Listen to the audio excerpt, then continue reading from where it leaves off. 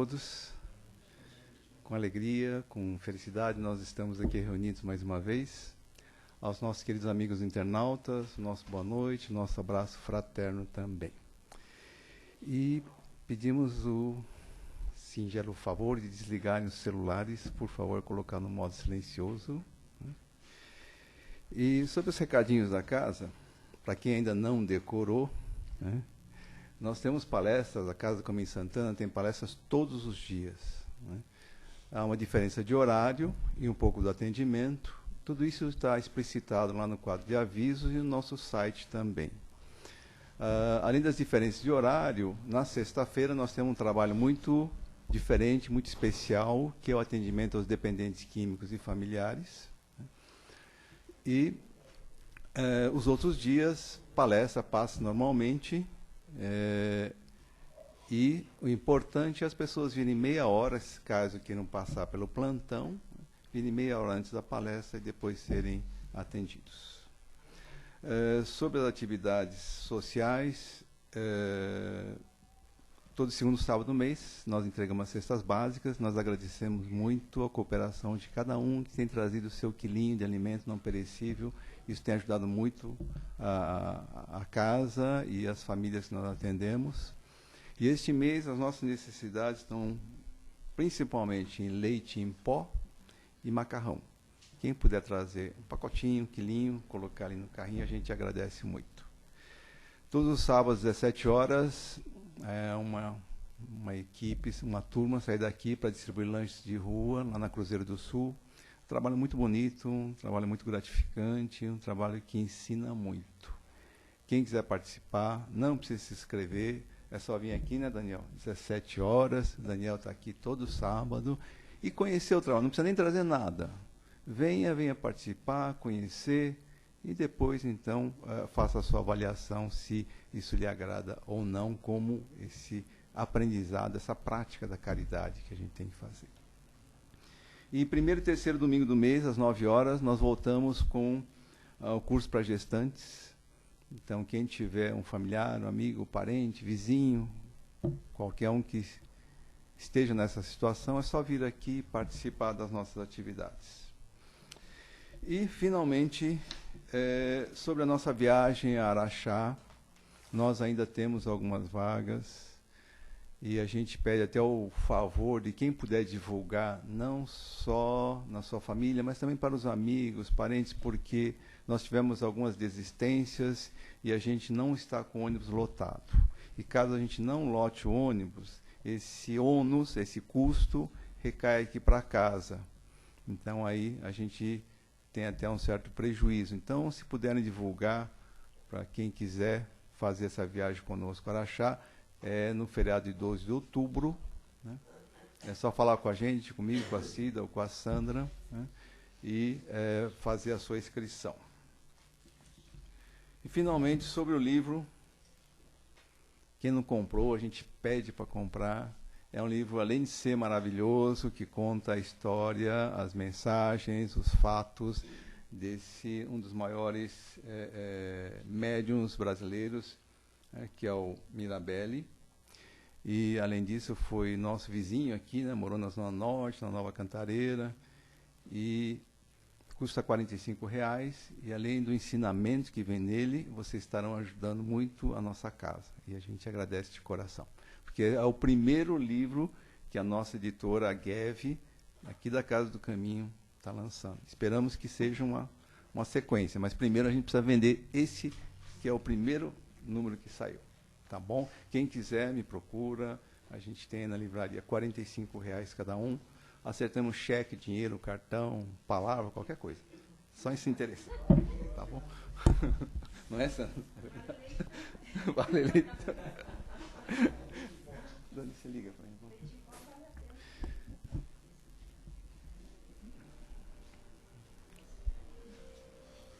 Minhas amigas, meus amigos, nesse instante, vamos cerrar os nossos olhos físicos, porque isso ajuda o nosso corpo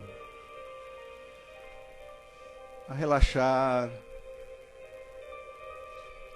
a receber esses bons fluidos que os queridos amigos espirituais preparam com tanto carinho e amor para nós. São esses queridos mensageiros do Pai que vêm aqui nos ajudar, nos amparar, nos abraçar, pois eles sabem, amando do Pai, exatamente aquilo que merecemos e aquilo que necessitamos. Se necessário, vamos respirar fundo, serenar nossos pensamentos, acalmar nossos corações, deixar um pouco tempo, as nossas vicissitudes, as nossas dificuldades lá fora, e nos concentrarmos nesse ambiente, nessa música, especialmente nessa aura de amor, carinho e paz que estamos recebendo. Pai amado, te agradecemos esse bendito momento. Como sempre, estais conosco, nos enviais esses queridos amigos espirituais que vêm aqui, sempre nos amparando. Muito obrigado por tudo, Pai. E humildemente pedimos permissão para iniciarmos mais essa nossa atividade. E com muito carinho nós vamos receber aqui o nosso querido amigo Amir, que vai falar um tema muito bonito, do Momento Espírita, Lembranças.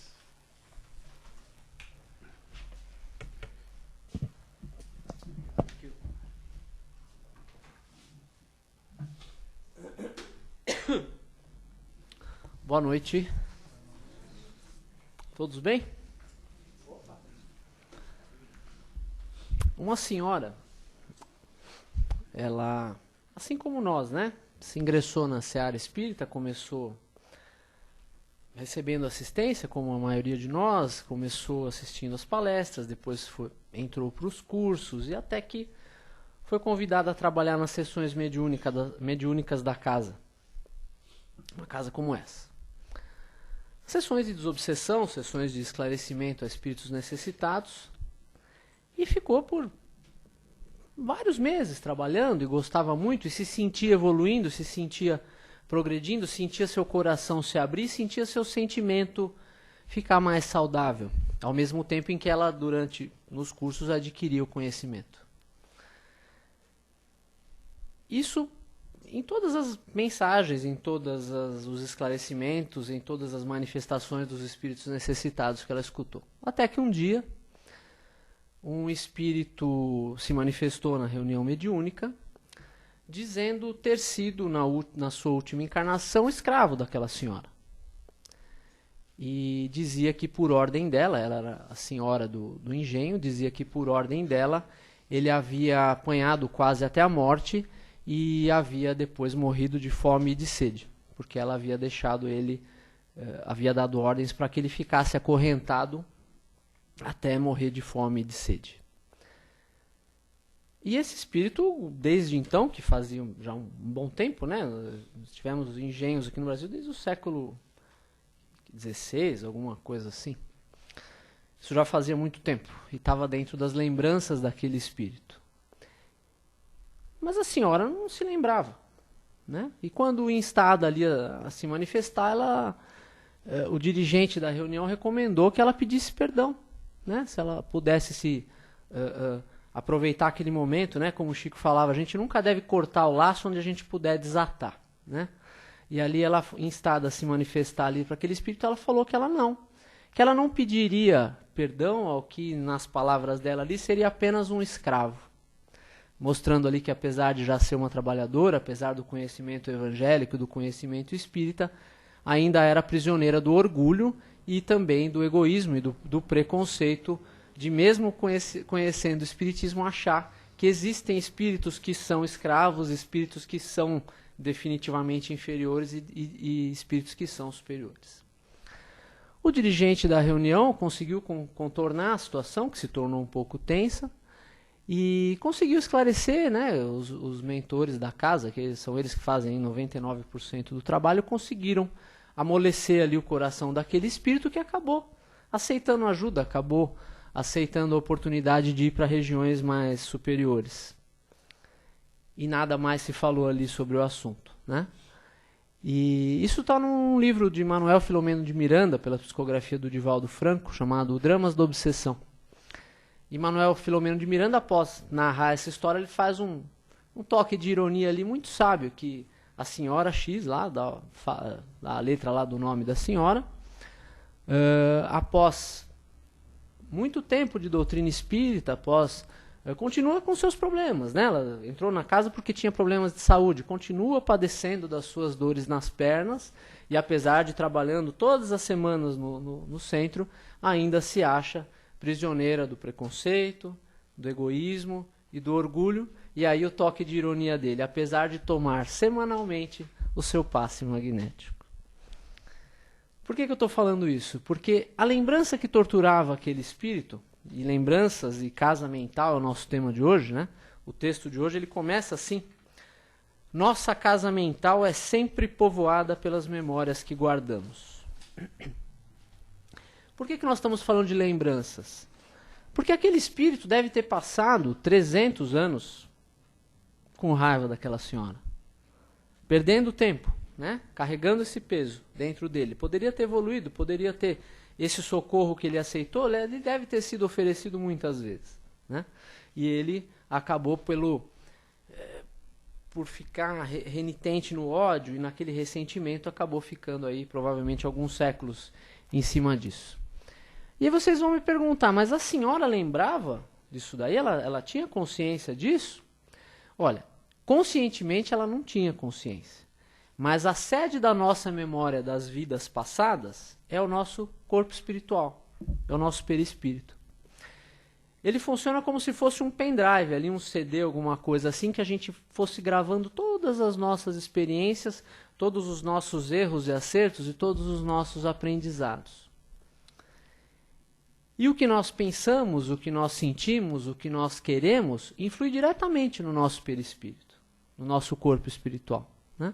Nós sabemos que quando nós vamos evoluindo, ele vai ficando mais luminoso, mais leve, mais luminescente, ele vai ficando mais sutil, né?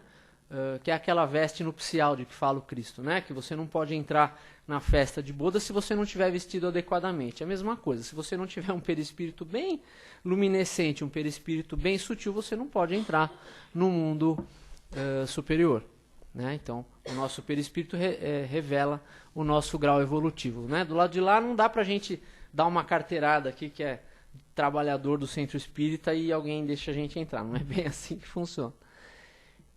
E essa casa, nós somos as únicas pessoas que têm o poder de modificar esse perispírito. O que o outro faz para nós não mexe no nosso corpo espiritual. O nosso corpo espiritual é sensível somente às nossas próprias ações. E aí alguém poderia perguntar, mas que ações você está se referindo? Às ações materiais? Também.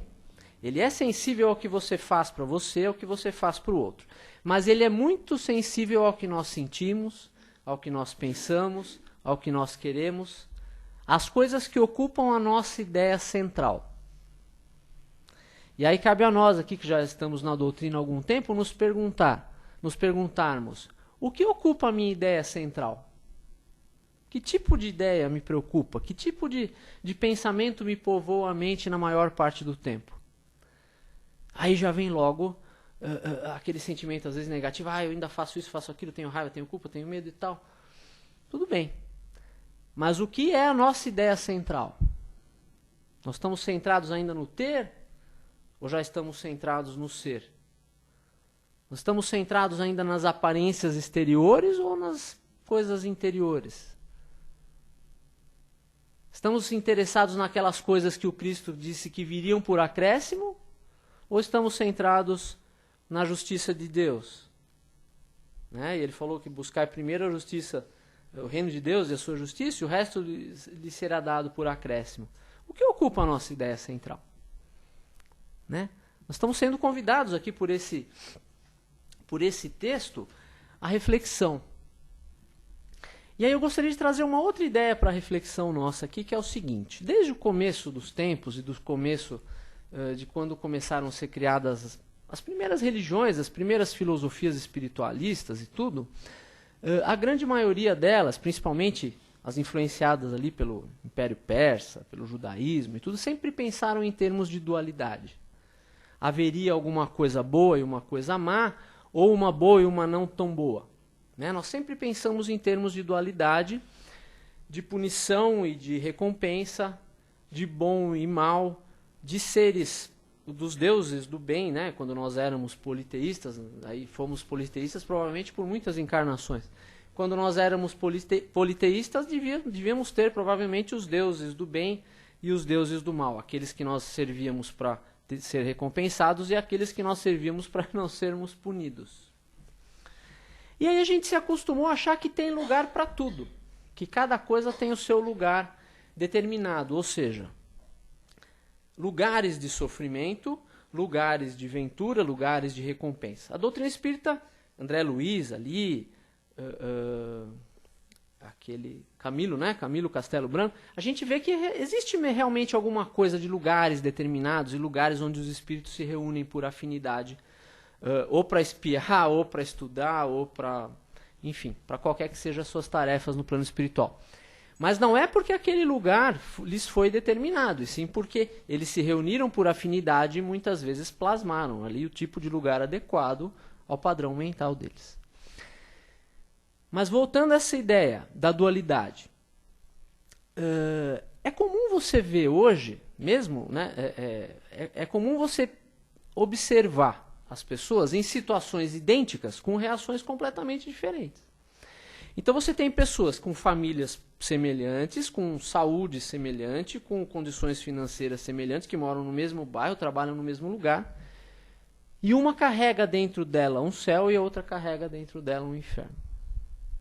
Elas não estão em lugares diferentes. Uma delas não foi para o inferno e a outra não foi para o céu.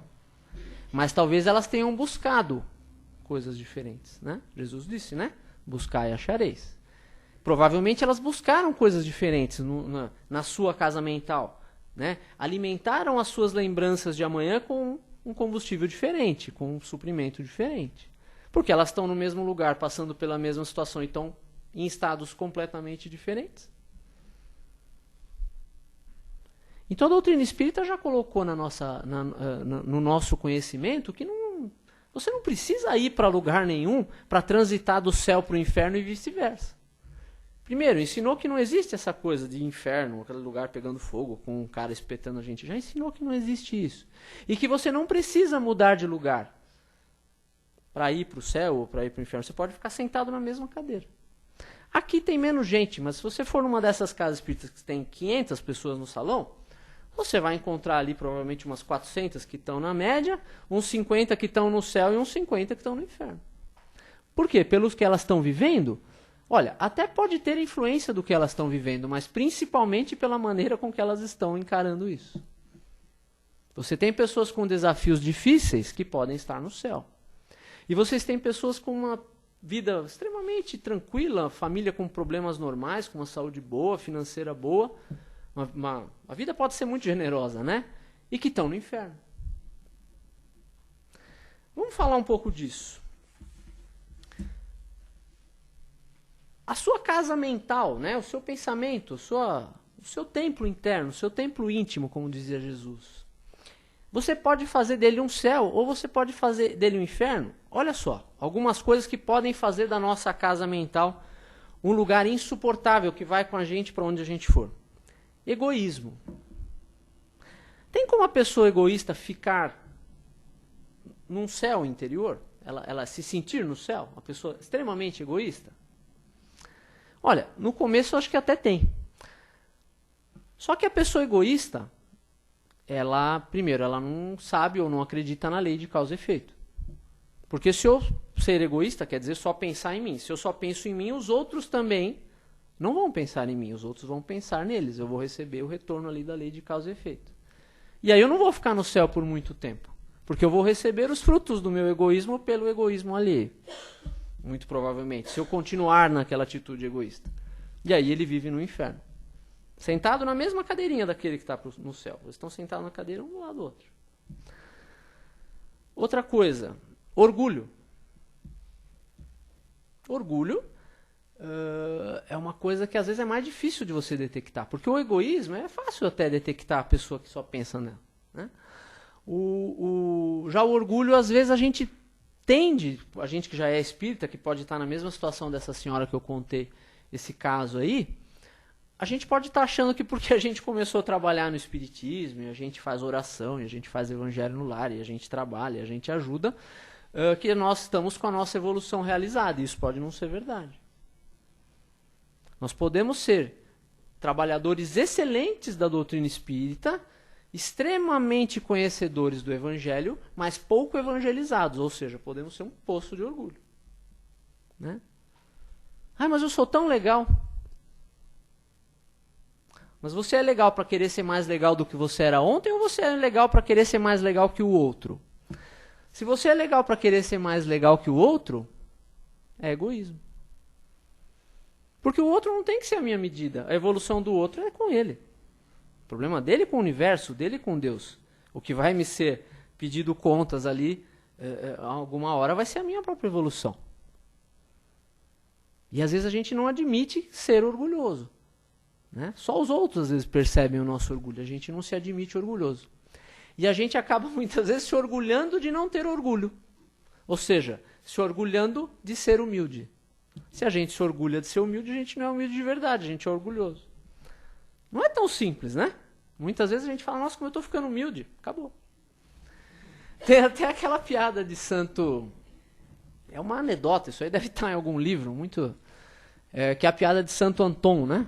Santo Antão foi aquele sábio que passou a vida inteira ali resistindo a todas as tentações. Tentação da vaidade, da matéria, do orgulho, do sexo, da comida, do cigarro, da bebida, de tudo, da riqueza e do poder, ele resistiu a todas. E ali, de maneira mítica, tá, gente? Sabemos que não existe isso. Mas o demônio lá tentando ele.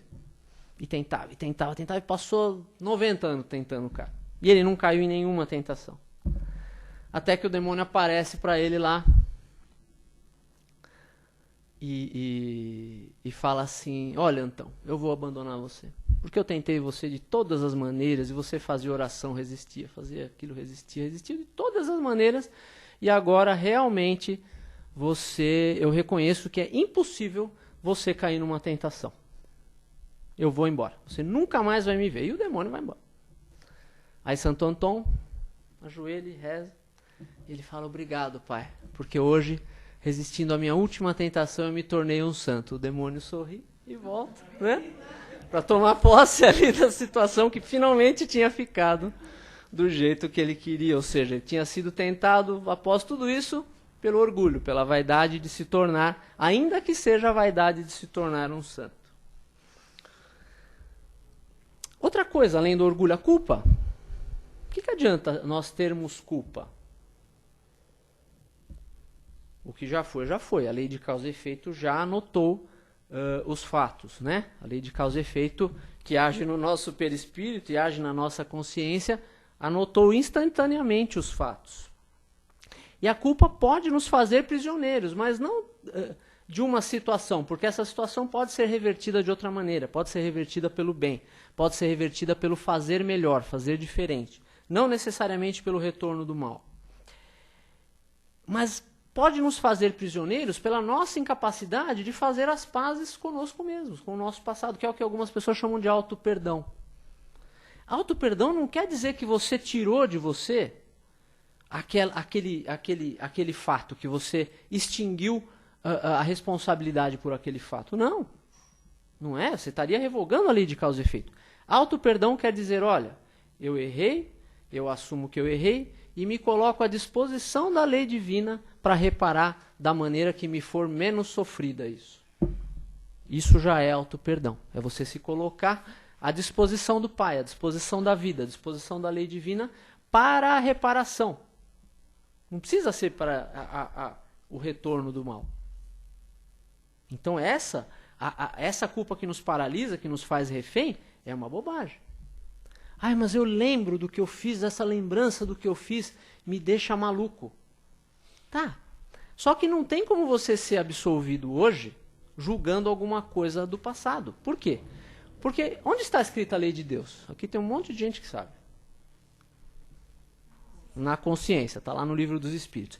Se a lei de Deus está escrita na consciência e a tua consciência vai evoluindo, é lógico que ela vai ficando diferente, ela vai ficando mais rígida. E não dá para você julgar um fato que você fez em 1540 com a tua consciência de hoje. Você não vai ser absolvido nunca. Só que você vai ser julgado, Jesus não fala? Com a mesma medida sereis medidos, ou seja, você vai ser julgado no passado com a consciência que você tinha no passado. A quem muito foi dado, muito será cobrado. Hoje, na época, você não tinha essa consciência. Então já podemos nos livrar dessa culpa, desde que estejamos dispostos à reparação pelo bem. Essa lembrança do que nós fizemos de mal não precisa nos torturar, porque isso não produz absolutamente nada de bom. Né? A expiação de que fala Kardec é aquela expiação ativa, ou seja, reconhecer que errou, arrepender-se do erro e colocar-se à disposição para reparar. Só isso. Não precisa se tornar escravo daquilo por 10 encarnações. Né? Outra coisa, aliás, eu anotei até uma parte de um salmo aqui que é bonito e fala sobre isso. Salmo 103. Quanto está longe o Oriente do Ocidente, assim o Pai afasta de nós as nossas transgressões. Ou seja, a lei de Deus trabalha de uma maneira a nos afastar dos nossos erros. E uma maneira de afastar dos nossos erros é tirar eles da nossa lembrança. Porque tem erros que a gente não consegue se perdoar. Aí ele faz o quê? Ele te coloca numa nova encarnação sem lembrança nenhuma daquilo. Você pode ter até alguma reminiscência, alguma coisa ali que te... algum tipo de situação machuca e a gente não sabe bem porquê. Algum tipo de pessoa machuca e a gente não sabe bem porquê. Mas a gente não lembra do fato. Essa muitas vezes é a misericórdia, né, do Pai agindo e nos permitindo ali nos livrar de alguma coisa assim. Não é porque nós precisaríamos normalmente... porque às vezes a gente pensa, né?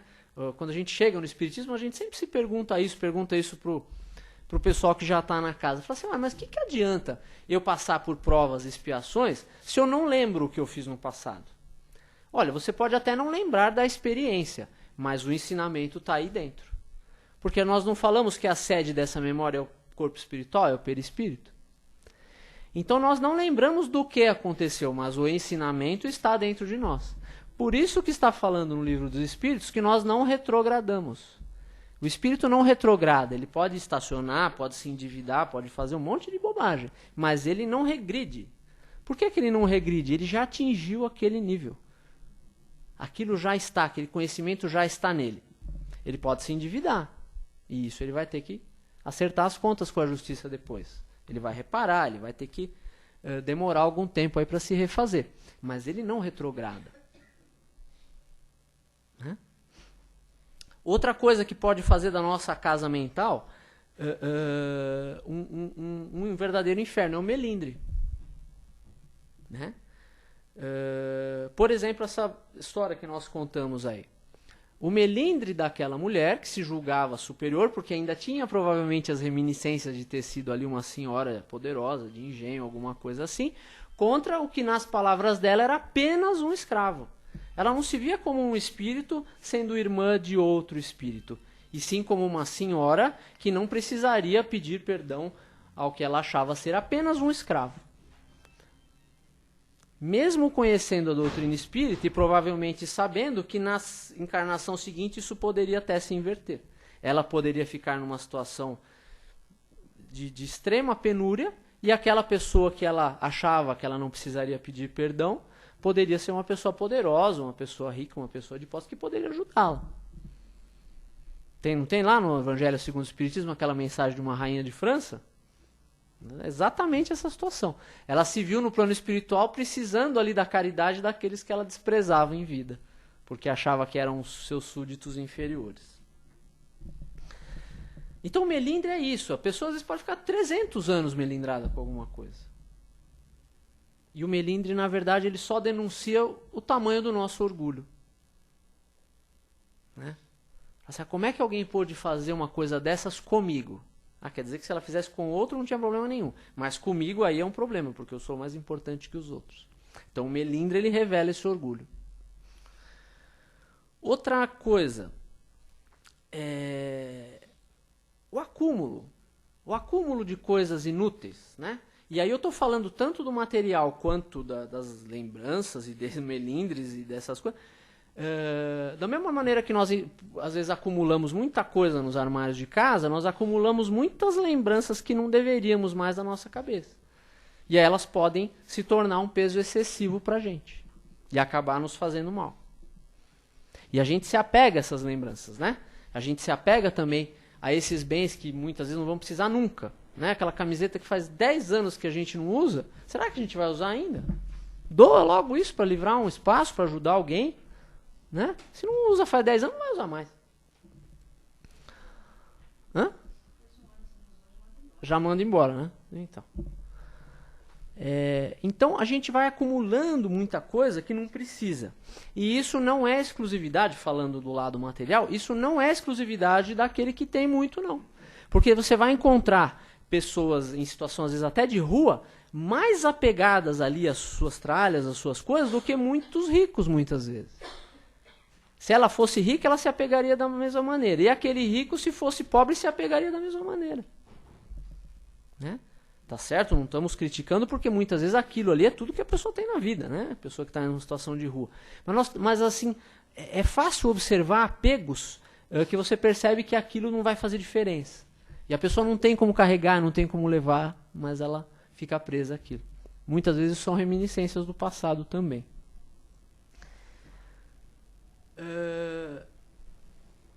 E quando nós fazemos tudo isso com a nossa casa mental, né, podemos ter muitas coisas boas, muitos sentimentos de amor, sentimentos de tranquilidade, de vitória, do bem, do belo, do produtivo, né, do frutificar na nossa casa mental e fazer dela o céu. E nós podemos ter essas coisas que nós criticamos aqui e fazer da nossa casa mental um inferno. E aí a gente tem que lembrar o seguinte, está lá no Livro dos Espíritos, que os espíritos são atraídos por quê? Pelos gostos, pela simpatia, pelas afinidades, pela similitude dos pensamentos. E aí se nós estamos com um tipo de pensamento voltado para essas coisas que nós criticamos ou para coisas boas, alguns companheiros desencarnados sempre vão se juntar a nós para potencializar isso, seja para o lado do bem, seja para o lado do não tão bem. Por quê? Porque tem raiva? Não. Ele tem, pelo contrário, ele tem afinidade, ele gosta, ele se sente bem, se sente prazer com aquilo, com a nossa companhia muitas vezes. E aí nós podemos escolher quem são as nossas companhias. Esse texto que fala das lembranças, ele fala muito isso. Ó. Será por opção nossa que essas lembranças poderão ser o tormento e o peso que carregamos na alma, buscando muitas vezes fugas alucinantes para não as encontrarmos. Do que ele está falando aqui? Daquele passado que a gente não quer lembrar, daquela lembrança que nos tortura. Porque é aquilo que a gente estava falando, a gente muitas vezes não se libertou. Essa lembrança muitas vezes fica nos torturando e a gente tenta desviar, tenta fugir dela, mas ela está onde? Ela está dentro da gente. Não tem como fugir do que está dentro da gente. A gente foge do outro, a gente foge de determinados lugares, de determinadas situações, mas não dá para fugir de si mesmo. Né? E aí a gente tem que pensar o seguinte.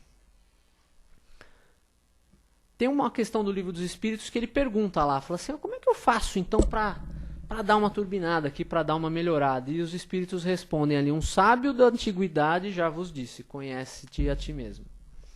O que nós estamos dizendo conhecer a ti mesmo? Esses probleminhas todos que nós mostramos ali, nós temos que a cada dia ver se tem algum deles rondando a nossa casa mental.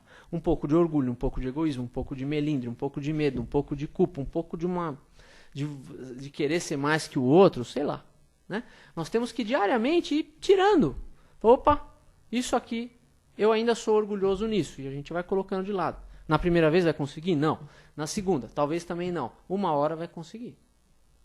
E a gente todo dia tem que ir fazendo isso. Né? Santo Agostinho também falou no Livro dos Espíritos lá, fazei como eu fazia quando estive sobre a terra. Cada noite eu pensava e ficava analisando o que tinha acontecido durante o dia e pensava se houve ali alguma coisa em que eu poderia ter feito melhor, se alguém poderia ter reclamado alguma coisa de mim, e no outro dia eu procurava fazer diferente. E deu no que deu, né? O cara participou ali da codificação espírita, ali da equipe do Espírito de Verdade. Essas lembranças, às vezes, o que acontece? A essência delas nos faz ter uma impressão, daquela mesma maneira que a gente falou que não poderia ser absolvido do mal lá no passado com a consciência de hoje, muitas vezes a gente leva uma experiência marcante, uma crença, muitas vezes, muita coisa, que só fazia sentido na época. Desejos que só faziam sentido na época. Objetivos que só faziam sentido na época. E na época a gente não conseguiu fazer, mas passou. E pode ter passado para o mal, mas pode ter passado para o bem também. Porque muitos desejos que a gente não conseguiu realizar, vai saber do que aquilo te protegeu. Né? Muitas vezes a gente percebe que a vida nos desvia de alguma coisa que a gente persegue muito, e não é porque Deus quer nos ver sofrer, e sim porque aquilo poderia ser o motor da nossa ruína, porque a gente não saberia lidar com aquilo. Eu rezo toda semana para ganhar na Mega Sena e não ganho. Vai saber, né, que orgulho que poderia tomar conta de mim se eu ganhasse. Não sei. Todo mundo reza para ganhar na Mega Sena e um ou outro ganha. Né? Vai saber do que isso está nos protegendo. Tem também nessas lembranças, a gente está falando do melindre, o melindre tem muito a ver com o perdão. E o Cristo fala, né, muitas vezes a gente tem raiva do outro, não consegue perdoar o outro, não consegue esquecer aquilo que o outro fez, porque não tem só a lembrança do que nós fizemos, né? Tem a lembrança do que o outro também nos fez, que muitas vezes nos atormenta. E a gente vem no centro, e a gente distribui lanche, a gente dá palestra, a gente faz o curso, a gente dá passe, não sei o quê, e tem raiva do outro. Não perdoa, não consegue perdoar. E vem no centro, ou vai na igreja, ou vai para lá e vai para cá, e acha que Deus não está vendo? Acha que a espiritualidade não está vendo? Acha que a nossa consciência não registra isso? É engraçado a nossa atitude, né? E o Cristo falou assim, se você for depositar a tua oferta no altar e te lembrar que o teu irmão tem alguma coisa contra você, deixa a tua oferta lá, vai primeiro se reconciliar com o teu irmão e depois você volta e oferece a tua oferta. O Cristo falou isso. Ou seja, dentro dessas lembranças, o que ainda tem de lembrança só do que o outro fez de mal para nós? Da mesma maneira que a gente precisa esquecer muitas vezes o mal que a gente fez, desde que a gente esteja disposto a reparar, a gente também precisa esquecer o mal que o outro fez. Mas esquecer o fato, às vezes isso pode não ser possível. É difícil esquecer alguém que te deu um tiro. Mas você tem que esquecer a emoção ligada àquele fato. Se quando você vê aquela pessoa, quando você pensa naquela pessoa, a única coisa que você consegue sentir é a emoção ligada àquele fato, esse perdão ainda não aconteceu. Por que eu estou dizendo que necessariamente você não precisa esquecer o fato? Olha só, os espíritos muitas vezes contam pra gente, aí o Emmanuel, André Luiz, então eles contam pra gente coisas que aconteceram há muito tempo. E que eles perdoaram, mas que eles se lembram para contar pra gente. Isso quer dizer que eu não preciso esquecer o fato. Eu preciso me livrar da emoção, da raiva ligada ao fato. Eu preciso olhar aquilo e ter carinho pela pessoa. Né? Por exemplo, exatamente como o Cristo, é lógico que a gente não vai conseguir fazer ainda nesse estágio, mas eu vou contar rapidamente aqui uma passagem de Humberto de Campos, que Jesus estava ali sendo crucificado, né?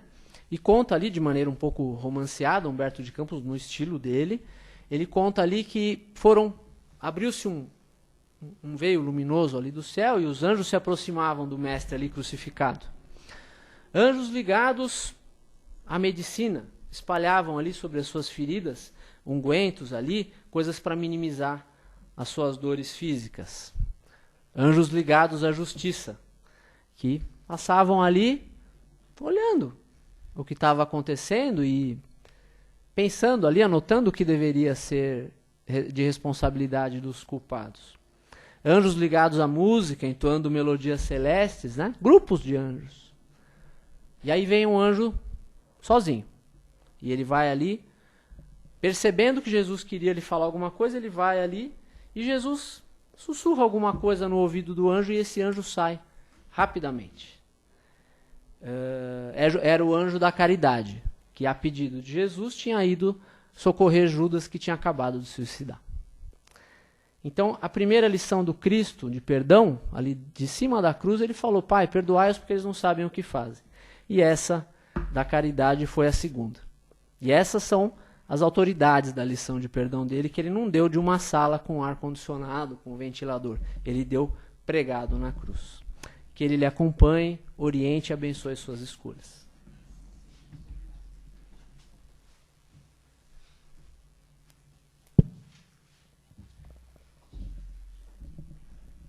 Minhas amigas, meus amigos, hora da participação, tantos conhecimentos a gente recebeu, dúvidas, comentários sobre o tema, pode levantar o dedinho e a gente vai até aí.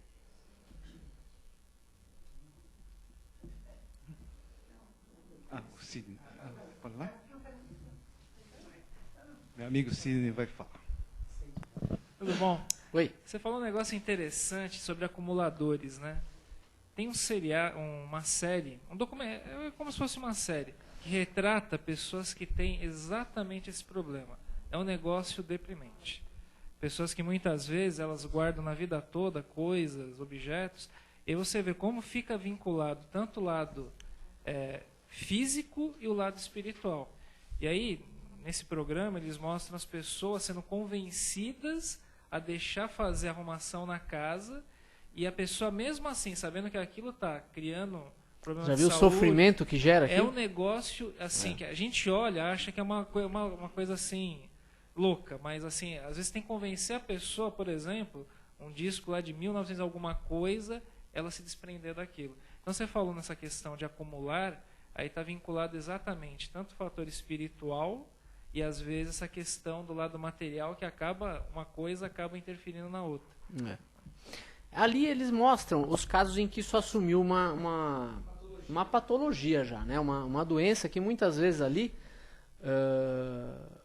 não sei, eu não sou psicólogo, mas está sempre ligado a alguma sensação de segurança ali, alguma carência que aquilo remedia para aquelas pessoas, né? Mas eu não sei, de repente pode até ter alguma implicação espiritual ali, né? Agora, tem pessoas que não parece que isso seja patológico. Por exemplo, você vê uma pessoa que tem 30 carros, uma coleção de 30 carros. Aí fala assim, ele é acumulador? Não, ele é colecionador. É até chique, né? Lá tem os 50 obras de arte na parede. Lá tem uma parede lá com 50 obras de arte, vale não sei quantos milhões lá. Se não for lavagem de dinheiro... que a gente sabe que isso não acontece, se não for lavagem de dinheiro, essa pessoa, ela não é chamada de acumuladora, ela é um apreciador de arte, né? Exatamente, e não cabe a gente também julgar se ele é acumulador, se ele é, o que ele é. Mas assim, todos nós temos alguma coisa disso daí, né? Todos nós temos algumas coisas que a gente se recusa a largar. E aí pode ser coisas materiais, podem ser pessoas, inclusive, né? Não tem pessoa que é acumulador de relacionamento, de namorada. O cara precisa ter 30 mulheres lá, que senão ele... Isso esconde uma infelicidade da alma muito grande. A irmã Cidufo, se eu não me engano, acho que é ela que fala isso, que o contrário da felicidade não é a tristeza, é a insatisfação. Então, muitas vezes, isso está ali para responder a alguma insatisfação que nós temos. E sabe quando que vai responder? Nunca, porque a insatisfação é interna. O Cristo falou que o reino de Deus não vem com aparência exterior. Ou seja, não vem com coisas visíveis. O essencial é invisível. O essencial está dentro. O essencial não dá para ver, não dá para pegar, não dá para comprar, não tem preço. O essencial tem que conquistar, né? Nosso amigo Silvio vai falar. Faz parte do texto, amigo, e eu achei muito legal. Você pode falar um pouquinho, né, apesar que está bem em cima da hora, você vai ter que resumir. Diz assim no texto, não foi por outro motivo que Jesus oportunamente nos aconselhou, de maneira enérgica, que nós arrancássemos o olho, né, ou cortássemos o nosso braço, né, que nós entrássemos aleijados e cegos no reino do céu, do que se isso fosse motivo do nosso mal. Tem muito a ver com aquilo que você falou um pouco. Bem resumidamente, obrigado, querido. A gente tem que pensar o seguinte, né? Sem a chave do Espiritismo, fica difícil entender essa colocação do Cristo, né? Porque se você for interpretar literalmente ali o que ele está falando, no reino dos céus lá só vai ter caolho lá, Porque ele fala furar um ou furar os dois? Furar um. Então só vai ter... Ficar cego. Então é os dois. Só vai ter cego lá. Vamos ser cegos conduzindo cegos no reino dos céus. Com a chave do Espiritismo, você pensa o seguinte. Ele estava falando isso para vivo ou para morto? Esse é o primeiro ponto. Se ele estava falando para vivo, não faz sentido. Para vivo, que eu quero dizer encarnado. Não faz sentido você furar os olhos. Eu fiquei cego e não resolveu nada. Vai acontecer isso. Se ele estiver falando para desencarnado, olha só o que ele fala. É melhor você entrar na vida sem um olho do que ser entrar no reino dos céus, né, alguma coisa assim, sem um olho, do que ser lançado, você inteiro ser lançado no fogo do inferno. Ele não estava falando de lugares determinados, ele estava dizendo assim, olha, se alguma coisa te faz, se aquilo é motivo de escândalo para você, ou seja, se aquilo te faz errar, se afasta um pouco daquilo durante essa encarnação, porque isso vai te habilitar a entrar no reino dos céus. O que ele dizia que era o reino dos céus? É a obra divina no coração dos homens. Humberto de Campos falou muitas vezes isso, mostrou muitas vezes isso, e isso está na Bíblia também. O reino dos céus é a obra divina no coração dos homens, não é uma coisa exteriormente observável. Então, se você se afasta daquilo que te faz errar, se você se afasta daquilo que te faz cair, ou seja, eu roubava. Se eu paro de roubar, eu me habilito a ficar como? No reino dos céus, ou seja, habilito a receber a obra divina no meu coração. E me livro do inferno, ou seja, me livro da culpa, me livro do medo, me livro daquela roda sem fim, das reencarnações, das expiações, né? É isso que ele estava se referindo como inferno, né? Então, quando ele fala entrar na vida, quer dizer que você pode se afastar de alguma coisa que te faz errar. Ainda que seja uma parte do corpo, como ele está falando ali, né? Por exemplo, é perfeitamente plausível uma pessoa que não consegue, faz 10 encarnações ali que ela furta, que ela rouba, que ela faz alguma coisa com as mãos.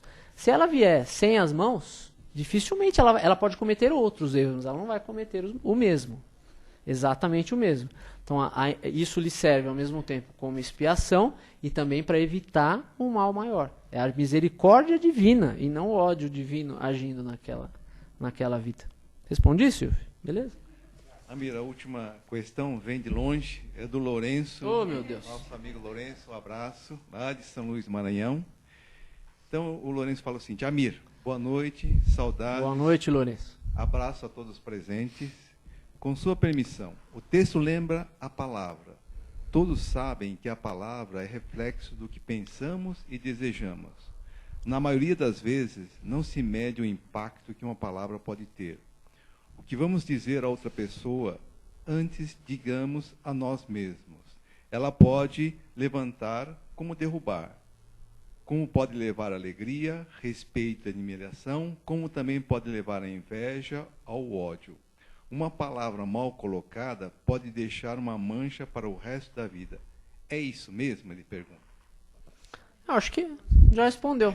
Obrigado. É isso mesmo. A palavra que nós já falamos é como aquele projétil que já foi disparado. Não tem como fazer ele voltar para dentro da arma, né? E muitas vezes você pode até ter uma agressão física em cima de uma pessoa, aquilo machuca, mas às vezes passa mais rápido, às vezes aquilo é assimilado, passa mais rápido do que uma palavra que você falou, porque a palavra muitas vezes ela atinge a pessoa nos pontos mais fracos dela. Diferente de um tapa, de um empurrão, ela pode, que atinge somente o corpo e daqui a 2 dias já cicatrizou e acabou, a palavra pode atingir a pessoa naquilo que ela tem de mais vulnerável, né? Você pode acabar atacando pontos ali que ela não gosta de expor nem para ela mesma, né? Que ela às vezes nem conhece, e isso é que desperta esses ódios, essa inveja que o Lourenço está falando. Quem sou eu para completar uma resposta do Lourenço? Pelo amor de Deus. Obrigado. Gente.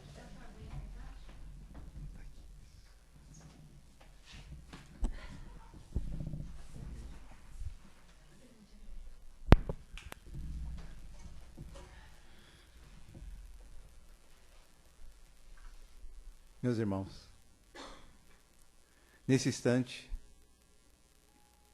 que possamos refletir, em primeiro lugar, sobre tudo o que aprendemos, que ouvimos. Que possamos, através dos nossos atos, temos doces e suaves lembranças de tudo que fizemos. Nesse sentido, vamos nesse instante, fechando nossos olhos físicos e trazendo à tona os nossos melhores sentimentos, procurar agradecer, retribuir tudo que estamos recebendo, na forma das nossas vibrações. Terça-feira é um dia muito especial aqui para nós, na Casa do Caminho Santana, pois é quando nós procuramos atender, amparar, abrigar a todos aqueles que estão passando pelo drama da dependência, qualquer que seja, tanto os encarnados quanto os desencarnados, e a todos os seus familiares. Vamos vibrar por eles. Vamos vibrar também por todos aqueles que estão nos seus leitos de dor, nos hospitais, nos asilos, nos orfanatos, nesse aprendizado tão difícil, tão engrandecedor, tão sábio. Porém, para nós, no estágio que nós estamos, é tão difícil, é tanto de sacrifício que possamos ter. Possamos vibrar por eles. Finalmente, vamos mentalizar aquele amigo, parente, familiar, conhecido, aquela pessoa que nós sabemos estar passando alguma dificuldade. Vamos mentalizá-la, imaginá-la à nossa frente e envolvê-la, juntamente com os nossos queridos amigos espirituais, com toda a luz, com todo o amor, com todo o carinho que o Pai nos permite. Vibremos. Pai amado, terminamos dizendo as palavras doces do André Luiz, te pedindo humildemente, dirigir, guiar e dar um caminho, um rumo a todos aqueles que estão perdidos sem direção. Amparai, ajudai, dai o ombro, meu Pai, para aqueles que estão na dor, no sofrimento. Dai a vontade do conhecimento, da reflexão, da pergunta a todos que estão vivendo na ignorância, no desconhecimento, especialmente nos seus ensinamentos, meu Pai. Finalmente, dai paz, calma, harmonia àqueles que estão no desespero, na dor, na agonia, meu Pai.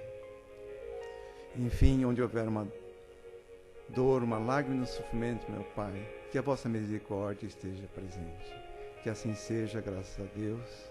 Pedimos a todos permanecerem em silêncio, em reflexão, centrados naquilo que vieram buscar e aguardar a chamada para as atividades do passe.